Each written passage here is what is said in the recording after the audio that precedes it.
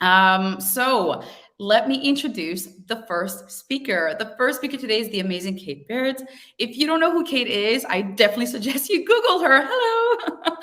Go read everything she writes about email. Go see everything that she does, anything that's pre-recorded. Definitely important. Write it down. First note of the day, go Google for Kate Barrett. I'm so happy to be introducing you, Kate. Her topic today is going to be how a simple 5 email welcome series has brought an additional £45,000 in additional revenue. This is amazing. Please tell me how you do it. I definitely need to do that with my list as well. This is a great topic. It's going to be a great topic to start the conference, if I say so myself. Katie's a speaker with a proven track record of over 15 years of experience. I was not even in university 15 years ago. Oh, don't say that, Jana. Oh, come on. You have the expertise. I'm old now. Years, right? You look amazing. Nobody would have even known. Okay, let's all be honest here. I'll take that, yeah. Kate's expertise in fashion, as you can see, has helped a large range of companies develop comprehensive strategies, implement, manage, optimize campaigns, and of course, solve complex marketing issues. Kate is also the author of the best-selling book, Intelligence, Email Marketing Isn't Dead. Thank you so much for that one. There's so much advice in there. We got a surprise for you as well, for the audience members, and I'm just really happy you're here. So I'm going to let you kick it off.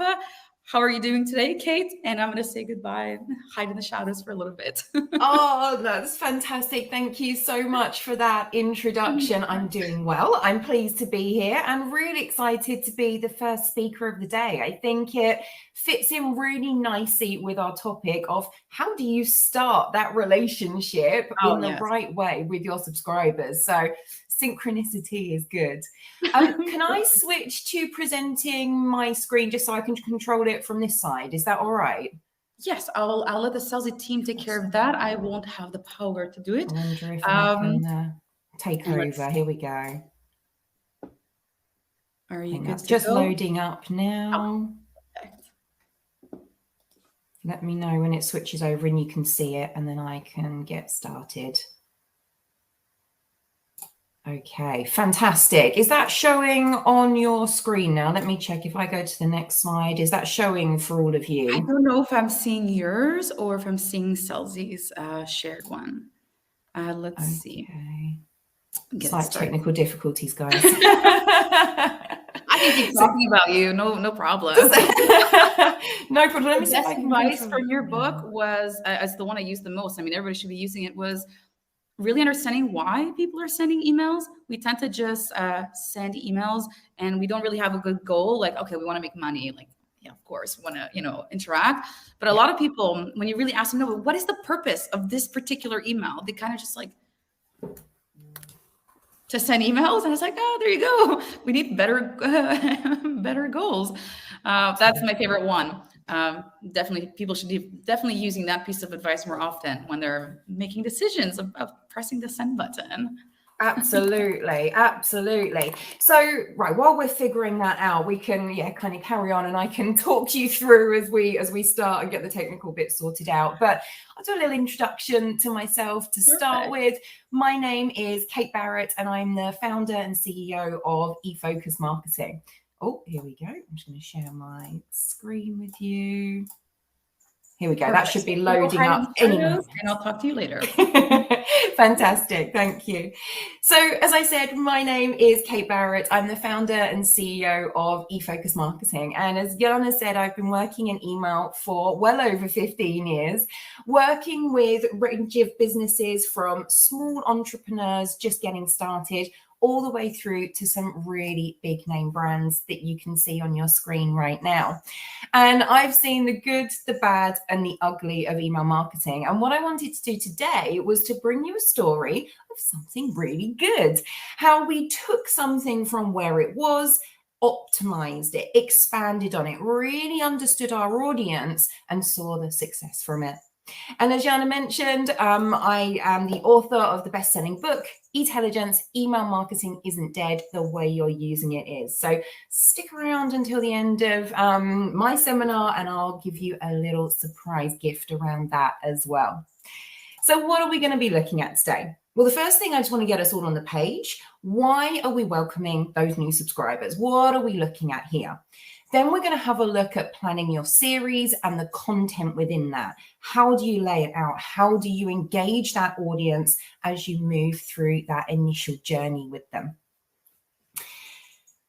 Subscribers expect to be engaged from the start. When they sign up for emails, 74% of consumers expect a welcome email as soon as they subscribe.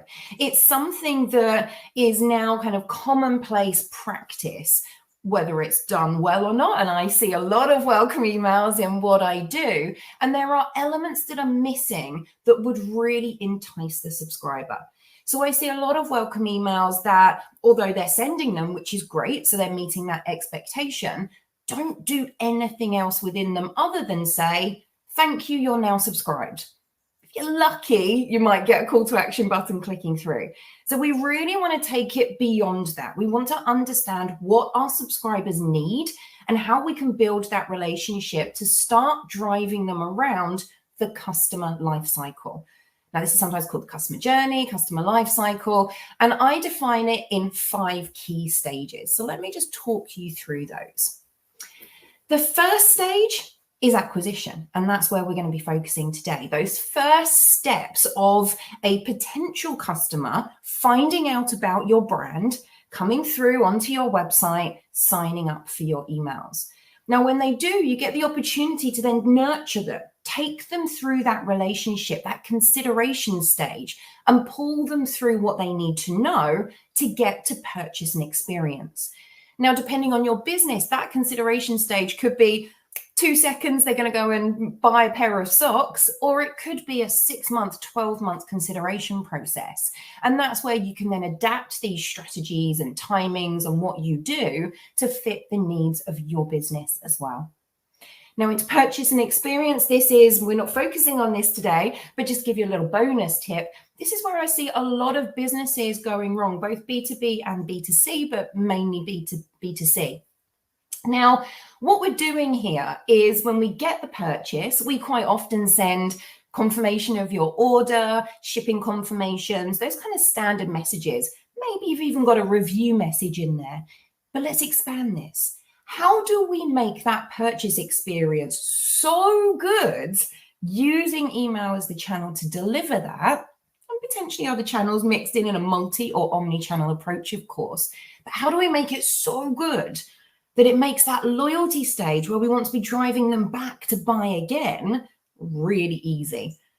Think about how you can really understand how can you support your customers once they've made a purchase. What do they need to know? Not just upsell and cross-sell, but helpful experience to expand that. Then, of course, loyalty and advocacy, getting them back again, getting them to buy again more frequently, increasing average order value. All of those types of elements are coming into that loyalty stage.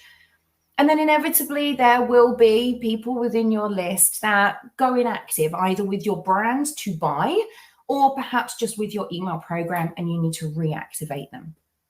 Now, one thing to mention here is that the consideration stage and the loyalty and advocacy stage are very similar.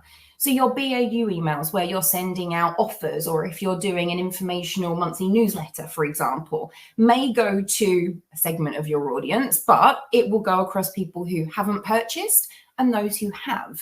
Now, those messages will be probably very, very similar for both of them. Maybe you use dynamic content to bring in an offer for those who haven't purchased versus something different for loyalty for those who have before.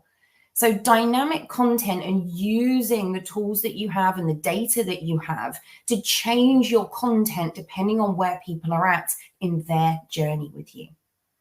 So that gives you a little overview of the whole customer life cycle. But as I said, today, what we're focusing in on is that very first stage and starting your relationship off in the right way. Now, here you've got a couple of examples of sign-up forms on the screen. Of course, you need to make sure that that process is optimized. We're going to come back to that and touch on that in a little while, in a few minutes, very, very briefly. But what we're looking at here is what happens after the sign-up form. And after the sign up form, what we're looking at is welcome emails and a welcome email series. And that's really what I want to talk to you about today and show you how that can be a really successful strategy. Not just a one-off email and then into your normal sales emails or informational emails, but a series designed to take people on a journey during the first period of their relationship with you. So this isn't somebody who's made a purchase. That would be a post-purchase onboarding series, which may bring in similar elements along the way. This is for people who are perhaps signing up for an account, but not actually making a purchase. You can have a slightly different version for that. But generally, email-only signups is what we're talking about here. How do we welcome and onboard them? So the very first step in that process is the first email that's received immediately after somebody signs up. It's that welcome email. And you can see some examples of those on the screen here.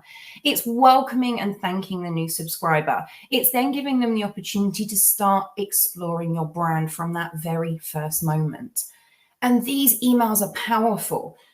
You have to think, the subscriber right now has just found your brand, potentially, has seen your email sign-up form, and you've been convincing enough on that sign-up form for them to say, yeah, I fancy signing up to this. I fancy finding out a little bit more information about that. And that's where you need to realize that their attention is in one of the strongest points that it will ever be. They're open to that information. They've positively said, yes, I want to find out more. And that's where we're letting them down if we don't provide them the information that they're looking for. So these emails work. They're at that moment of high engagement. Now, on average, and again, this will be different for every business, but some general statistics around welcome emails: 4 times the open rate, 5 times the click rate of your standard marketing campaigns. Much more engaging. You're going to get more eyeballs on it, more opportunity to drive people through to your end action. And more importantly, people aren't just opening the email, they're actually reading it. So where read rates can be tracked, these types of emails have a 42% higher read rate. They're really capturing people's attention. Now, the really interesting thing is that this doesn't just last within that first email. It goes forward, and it really talks about setting that relationship off on the right foot. Because if you do that, subscribers who receive a welcome email show more long-term engagement with a brand. 33% more long-term engagement. Setting that relationship off on the right foot. Think about it like dating. You wouldn't go on a date with somebody and jump straight in with, here's a ring, will you marry me? Got to, warm it up, get to know each other, understand the different areas of each other's personality. And that's really what we're doing with this welcome series. We're opening up your brand personality and opening up your brand cupboard and saying, hey, this is what we have. This is what makes us awesome. And if you can do that, you're going to engage those customers for much longer and make them customers. Now, again, it's not just a single welcome email. It's not just a single welcome email leading to that long-term engagement. It's also as you move through the series. But it's not just engagement in terms of opens and clicks. This directly transfers into revenue. So offers can create a 30% uplift in revenue in these types of campaigns compared to those without. Now, we need to be careful with offers. We don't want to overuse them. We don't want to cheapen our brand in any way, but testing an offer, an exchange of value, sign up for our amazing emails and you'll receive tips, tricks, offers, whatever that is, and 10% off your first order. That can work really well. So you can test percentage, pound, free delivery, access to a free guide, whatever that is. And on average, these types of emails, welcome emails, generate 320%. I'm going to say that again, 320% on average, more revenue per email than normal promotional emails that you'll send. This is your time to get it right and really engage your audience. And we can do that through this series of emails. So we don't just have to rely on that one email to generate all of this extra engagement. And we don't have to put everything that we want to say all in one email. We can really extend past that welcome email and use a series of emails to highlight key elements of your emails, what they're going to receive, what they can do through your program, if they're going to get exclusive sales offers before anyone else, for example, or access to something someone else doesn't get. Your website. So let's say if you have some kind of tools on your website that they can use to help them get inspiration or find a better deal or whatever it is, exposing them to those tools. You know they're there. Your potential customers might not. And this is your opportunity to really lay that out. Perhaps it's your product categories. Perhaps it's driving them to your blog for inspiration. Whatever it is, we've got this opportunity now, not just in one email, but over the first, and here we go, 24 hours and 30 days after somebody subscribes. So note that down if you didn't. This is the time period that's really critical after sign up. The first 24 hours and the first 30 days after somebody subscribes. We want to build the interest within those periods. We want to really engage them, but without overwhelming them. And that's where we can break it up. Now, extending the series has a lot of benefits in terms of your metrics as well. So the report that you can see on the screen, the metrics there, said that the second, third, and fourth mailings in a series outperformed promotional mailings sent during the same time. So they still, even at the second, third, and fourth emails in that series, still outperformed the general promotional messages being sent. So only 1% of retailers on the Internet Retailer 500 sent a series of automated welcome messages. So if you're not doing it right now, you're not alone. It's okay. You can steal all of the tricks that I'm about to give you of how to figure this out and plan it out and make sure that you are not in that 1%, that you are sending those series of messages. Retailers that sent that series of messages saw a 13% increase in revenue compared to the original welcome email. So even compared to that very first email being sent out, building that relationship, building that messaging over the first 30 days saw a massive increase in revenue for those retailers. So this is really low-hanging fruit. This is something that you can go and do straight away and have an immediate impact on your business. And that's exactly what we did with our clients. So let me introduce you to this case study. So unfortunately, I can't share the client name, but I can share these details with you. So it was an online homeware retailer that we were working with in the last year or so, really helping them to optimize their entire email marketing strategy. And one of the first things we saw was that their current welcome series only had a single welcome email in it. Now, they had two versions of that. They had one for when someone was signing up on the website, email only sign up, and one that was slightly different and that was sent if somebody signed up an account, but neither had purchased. Now, what we found was that even with the welcome email that was set up, especially the email only sign up, there were issues with the rendering in Gmail. It was getting cropped at the bottom where the code is too big. The discount code wasn't working. There were just so many issues with it. It really wasn't working for the business. What we also found was that on the email list, when looking at analyzing that and thinking about where is there a problem here with getting people through to that first purchase, we found that over half of subscribers hadn't yet made that first purchase. So big opportunity there to make sure that as somebody is signing up, they're getting the information they need to let them drive through. They're telling you they're interested. Now we've got to provide them with that information. And that was exactly our goal when working on this project. It was to bring new subscribers back to their website, to the client's website, make that good first impression, start to build a relationship and really motivate the subscribers to make that first purchase as soon as possible, to give them the information that they needed to get them there faster. So it really was a project that we could dig into and start to look at lots of different elements. So this is where I want to now talk you through some of the key elements that we looked at when planning out this new series for them to extend from the single welcome email out into a much longer, more comprehensive series. So the first step, the first thing that we always do when planning any type of series is to think about, what are your objectives? So for us, what are our clients' objectives? What are your brand objectives? So we think about, what do you want to achieve with the series? Different brands will have different things they want to achieve.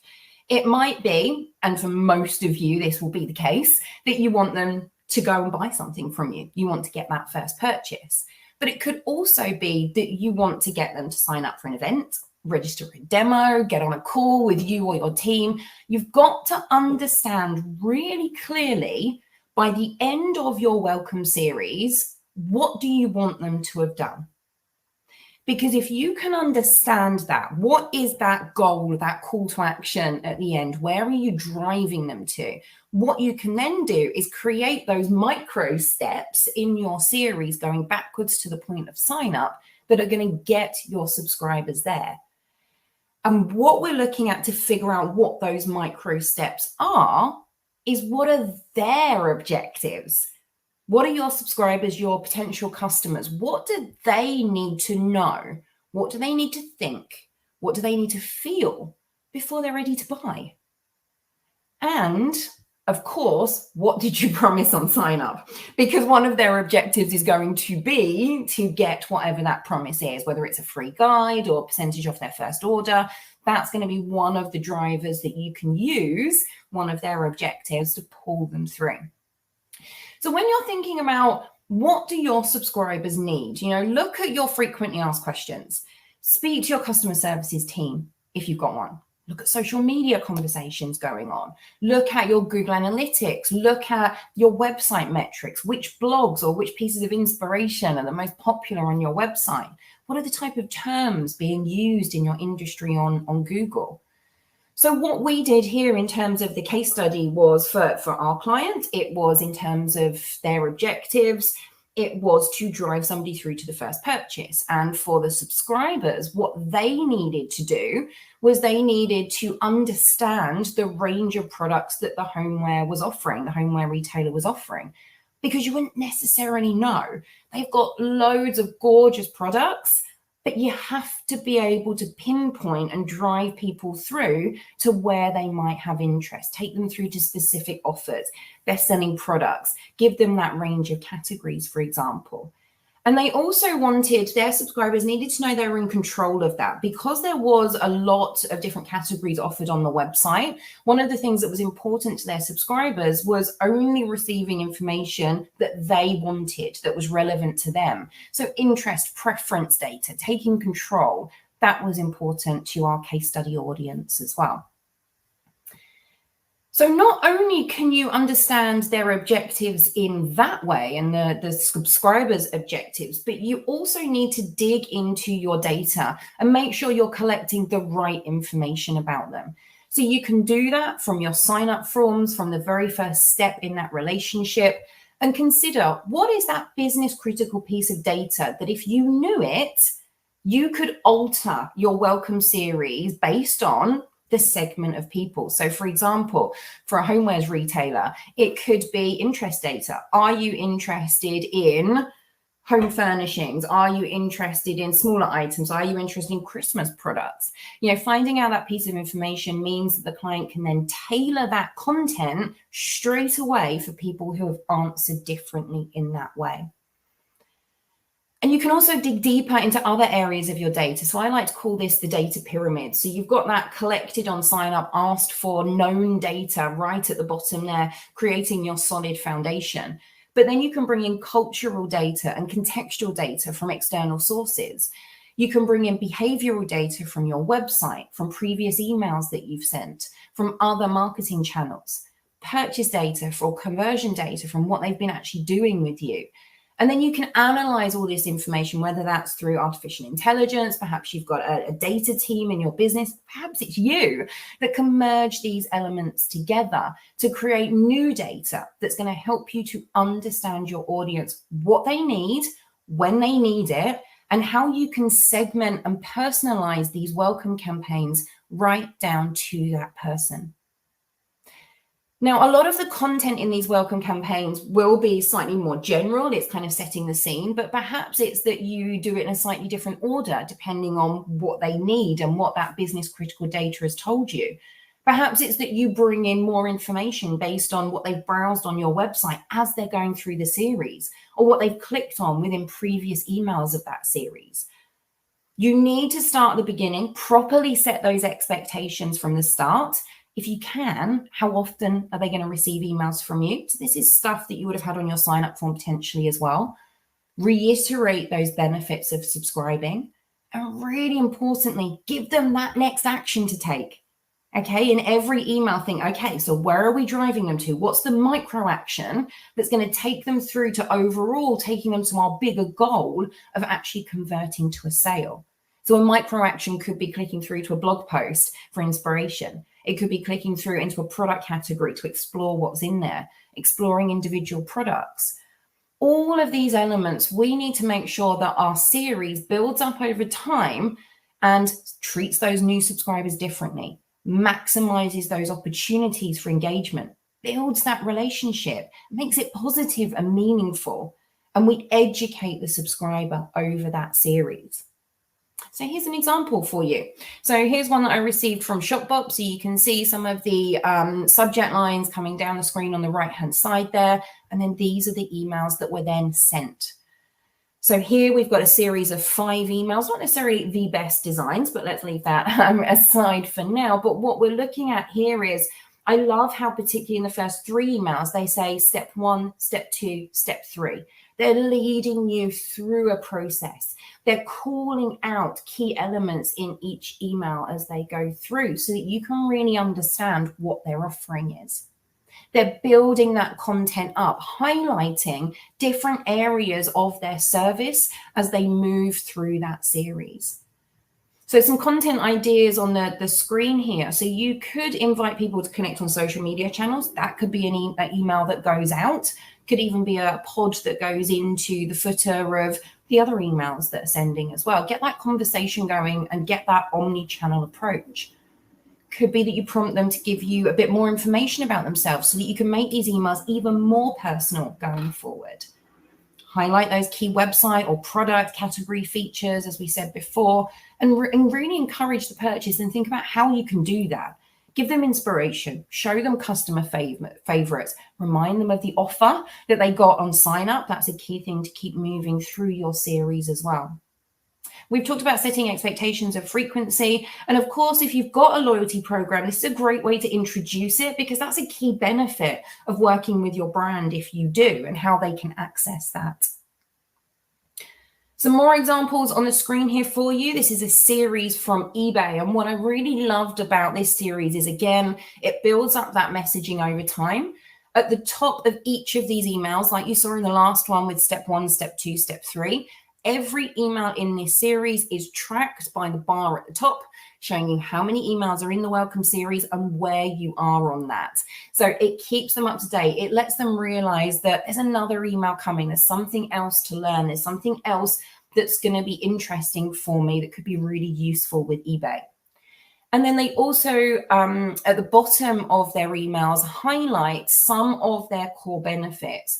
So here what you can see is in the 5 emails that are highlighted, they're really pulling out that great service. But what I found really interesting was in the one email in the series that focused on being a seller rather than a buyer, that's where it then switches and has the specific seller call out point. So again, be careful with that information you're putting in. Make sure it's relevant. Make sure it fits with your messaging. And this has a really clear messaging strategy throughout each of these 6 emails, which I love. Because that's what you've got to think about. How do these messages work together? How do they work together in a flow? And it could be that you create a simple series plan, an example for you on the screen there. And then if they don't purchase or at any point during the series when they do, that series would stop and they would then enter your normal BAU emails that you send regularly. You might want to do that as your first stage. If you haven't done anything yet, then definitely just, extend out to that and think about that data you can collect to personalize it. You could go a little bit further. So I've redacted some of the information on this because this is actually another live client email example that I've worked on recently. But what you can do here is really start to think about, how do we personalize? So this client, we created a strategy personalized based on the data collected on sign up. So that changes the series you go into. And we've even got an in-email poll and generating that live information to again change the series on that bottom flow there as well. Now, really key to this and key to the case study that we're looking at specifically for today is that there's personalized information coming into these emails. So we're using dynamic content, we're using product recommendations to pull based on previous behavior on the website, information that was given on sign up, all of those elements to really personalize the content on a one-to-one basis as much as we can. So just to wrap us up for today, I want to give you the outline of exactly what we did for our case study client that I introduced earlier. So what we did was we extended that one single email. We actually extended it to a 6-email series. I'm going to show you an outline of this in just a moment. As I said, we use that dynamic content to really personalize that series. Now here you're saying, Kate, there's 8 emails on there. The ones in red were optional. Their client doesn't have a preference center in place yet. They're just about to add one. So they'll extend it to an 8 welcome series when that happens. But here we've really thought about what is the content that a subscriber needs, personalize it based on that previous behavior, and drive people through to that end goal of making a purchase. And that's exactly what we did. So the case study and probably what brought you onto this session, in just 6 months, the client had brought in an additional $45,000, over £45,000 in additional revenue. But to break that down into some kind of deeper stats, our open rate was 53% higher and click rate 135% higher than the general emails they're sending. I think I've repeated that there as well.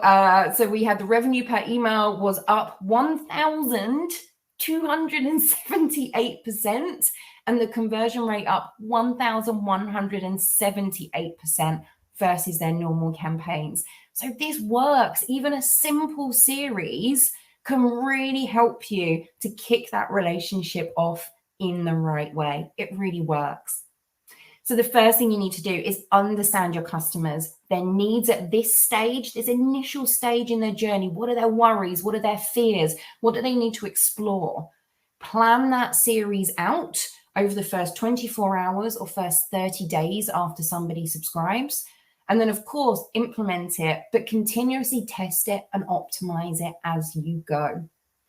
Now, I promised you a little free gift, so I've actually got a couple of things for you. You're going to get a free digital copy of my best-selling book, Intelligence. Selzy will be sending you out a link to be able to download that after the conference. So please do look out for that and jump on social media. Tell me what you think about it. If you love it, what you found most useful, I'd really love to know. And if you want to go one-to-one, if you want to know a little bit more about how we can help you build out your welcome series for your brand, or any other email marketing questions that you might have, then feel free to book in for a free 30-minute consultation, and the link is on your screen. Thank you so much for listening, and I'm absolutely happy to take questions now. So is there anything you'd like to know, anything you want to go into in a little bit more detail before we wrap up? Perfect. We do have a really good question. So somebody asked, what if I get some good or zero sales from my welcome email series? What to do then? How do you re-strategize and rethink things? Okay, so you've got 2 elements to look at here. You've got the data that's coming into your list. Are you attracting the right people? Are you getting the right audience coming in? Because if they're not the right audience, it doesn't matter what you do, they're not going to be likely to buy from you. Then you need to think about, if it is the right audience, what do they need? What are you missing? What do they need to know before they're mentally ready to make a purchase with you? So that's where you really need to start understanding and listening. So social media, customer services, go through your frequently asked questions. What do they ask? What do they need to know? What do they need to watch, see, experience before they're ready to purchase? And think about, from the data that you're collecting, how do you personalize that? So if you know they're interested in men's clothing, women's wear, or children's wear, for example, you really tailor your content based on what you know about them or the behavior that you see as they're going through the series. So understand your audience, make sure they're the right audience, and then tailor your content accordingly. Those are the 3 steps. Awesome. Amazing. And we have another question as well. And this, I would love the answer to that as well. What do you do if people unsubscribe from your welcome email series? How do you get them back? Don't worry about it. Let it go. Don't worry about it. If a few people are unsubscribing, they're not right for your email program, for your brand. It might be that they want to interact on social media, not on email. I know that's sacrilege, but it happens sometimes. It's okay. Now, when it's not okay is if you're starting to get high unsubscribe rates. Because if your unsubscribe rates are creeping up to 1%, 2%, 3%, there is something wrong. Again, kind of go back to the last tip with either the data that you're bringing in, perhaps the expectations you're setting on sign up versus what they're getting, or the confirmation, the information that they're actually receiving it's just not connecting. So you've got to then go back to that beginning point. So yeah, don't worry if it's just a few, let it go. It's okay. Trust me, I've worked at companies. I remember right back at the beginning of my career, we would get replies that were very, very rude, let's say, from people. When you've got millions of people on your database, this is going to happen. You're going to get swear words sent back at you. You're going to get all sorts of things. You just let it go. If somebody's having a bad day, don't worry about it. And if they want to unsubscribe, fine. But look to see that you're doing the right thing if those unsubscribes are rising, because it's telling you something. I love that answer. On the deliverability side of things, people always complain about the same things, especially when we're cleaning lists. And sometimes it's not even, it's like the forms are not protected, so you're attracting the right people, but you're also, a bot is pushing emails in, and of course they didn't subscribe and they're getting annoyed. It's good investigation to do. If people are unsubscribing, you see them creep up, it's good to investigate, look at your forms, look at your advertisements as well. Because I don't know for you, but I subscribe to a lot of things because I want those like free PDFs. And it's not that I don't like the brand. It's just, how many emails can I read in a day, right? Yeah, absolutely. And I think that's really interesting because, so I love deliverability. We're kindred spirits here. Love it. And one of the things that obviously impacts deliverability is complaint rates. So if somebody's pressing the spam or junk button. Now, I had a client, as a case study on our website, of a client where they were getting a really high complaint rate. They were getting blocked at Microsoft Hotmail. They were having issues with Gmail. It was causing a lot of problems. And when we investigated it and dug down into what was happening, we found that it was one source of data that was causing high complaint rates during the welcome series. So we narrowed that down. But we also found that there were 3 historical emails that had been set up that were actually sending within an hour. So the subscriber was getting so much stuff. So we just really thought about what's the subscriber experience. We looked at that data source, shut that down, and dealt with that separately. But then what's the subscriber experience? How do we start this off in the right way to really build that relationship from the future? So directly related to deliverability, getting this stuff right, getting the customer experience right is going to help you with your deliverability, which is it's that whole circle, isn't it? Yeah, you want to show engagement, you want to show interest. These are machines like Tinder swiping your emails in the inbox or, the spam folder or nowhere at all. And we sometimes forget that the emails aren't there to make us happy. They're there to make the customer happy. Yes. And that's the whole purpose. Yeah. Remember that at the center of everything that you do, what does the subscriber need? What does the subscriber want? And you will have different segments within your audience that will need different things. And that's where you've got to really dig down and understand it. Yeah. And one last question here. What is the best way to create different kind of content? Because some people are selling stuff. Some people are it's just informational emails. Not everyone necessarily needs like somebody to subscribe to an event. So do you have any like quick ideas maybe of things that people can share if they're not necessarily, providing something that's kind of like a feature or a product? Yeah, absolutely. Yeah. So a few slides ago, there's a little list on there that you guys can go back to, but you've got things like, getting people connecting with you on social media, joining the conversation there. If you're not selling anything, it could be that you want to highlight different blog categories that you've got on your website. What is it that people need to explore? What information do they need to read? What videos of yours do they need to watch? Do they need to sign up for a demo? What is it that they need to go through in order to get to that buying point? So have a look at your Google Analytics. What are your most popular blog posts, for example? That's a great place to start. What are the search terms that people are using on Google? Listen on social media, but really think about what have you got in your arsenal already that you can highlight that's going to be helpful, relevant, and interesting to get the audience to your end call to action. I love that. Everything connects well together, right? That's not, we always think of like social media goes together and emails like apart, and it should be part of the whole flow, right? Absolutely. Like you said, not everyone needs emails all the time. Yeah, and a sacrilege.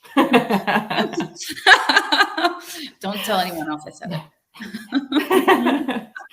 Fantastic. I don't know if you have, I see the comments here. People are super excited to have your book. Guys, go and read it. A lot of, it frameworks the way you should be thinking when it comes to email. And there's so many gems, so many things that people have misconceptions about, spam complaints work not the way we all think they work. So this is definitely helpful, especially if you have like a small business, you're doing things on your own, you have like, 101, everything you need to get started. Yeah, thank you so much, Kate. Thank you for having me. It was great to have you and to start the conference with the first thing people should be doing, thinking about their welcome email series. It was awesome. Please enjoy your day. We're going to get ready for the next speaker.